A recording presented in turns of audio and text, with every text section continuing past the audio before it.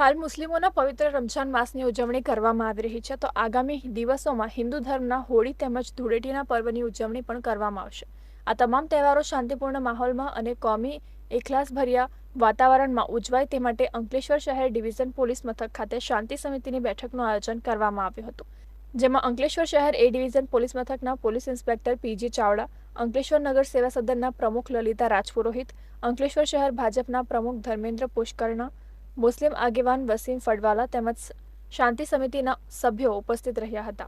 તહેવારો દરમિયાન કાયદો અને વ્યવસ્થાની પરિસ્થિતિ જળવાઈ રહે તે રીતે શાંતિપૂર્ણ માહોલમાં પર્વની ઉજવણી કરવા અનુરોધ કરવામાં આવ્યો હતો.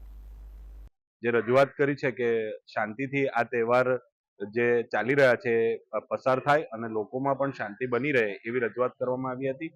પોલીસે એમના દ્વારા જે કાર્યવાહી કરવાની છે એ કરવાની બાહેધરી આપી છે.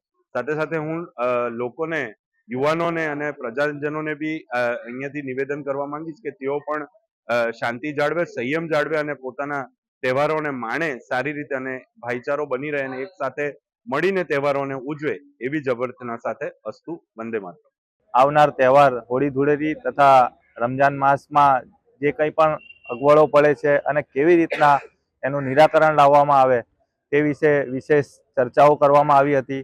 આવનાર તહેવારો સૌ ભેગા મળીને કોમી એકલાસના વાતાવરણમાં ઉજવાય તેવી જ અભ્યર્થના સાથે જય હિન્દ, જય ભારત.